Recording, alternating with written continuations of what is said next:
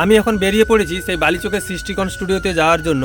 তো তোমাদেরকে দেখিয়েছিলাম ওইখানে মাতপুর ও জগপুর মনসামাতার মন্দিরে তৈরি হচ্ছিল পেতলের পদ্মফুল পদ্মপাতার ওয়েট ঢিপি। তো পুরো কাস্টিংটা কিন্তু আমি তোমাদেরকে আগের ভিডিওতে দেখিয়েছিলাম কিভাবে পেতল গলিয়ে তৈরি হয়েছিল, আর তোমাদেরকে এই ভিডিওতে আমি সবটাই তোমাদের সঙ্গে শেয়ার করব। তো ভিডিওটা শেষ পর্যন্ত দেখতে থাকো। তো বন্ধুরা, আমি এখন সৃষ্টিকণ স্টুডিওতে চলে এসেছি, আর এখানে এসে দেখেছি একটা কাজ চলছে। তো তোমাদেরকে দেখাচ্ছি কাজটা। অনেক বড় মাপের একটা রিলিফ সিনারির কাজ চলছে। তো মাটি ধরানো হয়েছে, এখনো কিন্তু পুরোপুরি কমপ্লিট হয়নি। আর দাদার সাথে কিন্তু আমি এই কাজটাও করব। তো কয়েকদিন ধরে এই স্টুডিওতে কাজ করব। আর এই কাজটা টেরাকোটা মানে পুরা মাটির যে কাজ হয়, তো রিলিফ কিন্তু একটা সিনারি বানানো হবে। আর এই কাজটাও কিন্তু অনেক বড় মাপের একটা কাজ, আর এটা রিলিফ সিনারি বানানো হবে। তো এরকম আরো 2 পিস বানানো হবে, এরকম 3টে মিলিয়ে একটা কাজ হবে। তার মানে কত বড় একটা সিনারি মানে রিলিফ সিনারি হবে। আর এইখানটাতে কিন্তু পেতল গলানো হয়েছিল মাতপুর মনসামাতার মন্দিরের জন্য।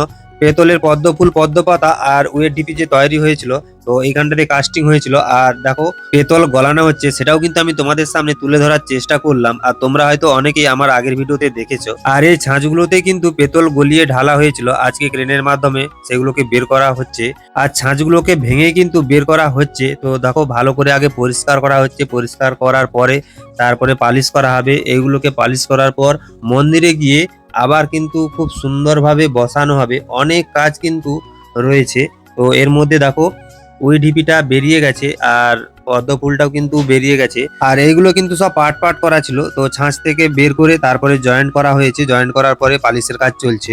আর এই কাজটা কিন্তু অনেক দিন ধরেই হচ্ছিল। তো প্রথমে মাটি তৈরি করা হয়েছিল, তারপরে এর ছাঁচ বানানো হয়েছিল। ছাঁচ বানানোর পর কাস্টিং করা হয়েছে পেতলকে গলিয়ে। তো তারপরে কিন্তু এগুলো পালিশের কাজ চলছে, আর এখন চলছে মন্দিরের কাজ। তো মন্দিরের বসানোর পরে ওইগুলো কিন্তু পালিশ করা হচ্ছে। দেখো সেটাও কিন্তু আমি তোমাদের সামনে তুলে ধরার চেষ্টা করলাম। তো বন্ধুরা, পেতলের এই পদ্ম ফুল পদ্মপাতা আর ওয়েট ঢিপি তোমাদের কেমন লেগেছে একটা লাইক দিয়ে কমেন্টে জানিও। আর তোমরা যারা আগের ভিডিওগুলো দেখোনি তো দেখে আসতে পারো, আশা করি ভালো লাগবে। আর আজকের মিনি ব্লগটা এই পর্যন্ত। সবাই ভালো থেকো, সুস্থ থেকো, দেখা হচ্ছে নতুন কোনো ভিডিওতে।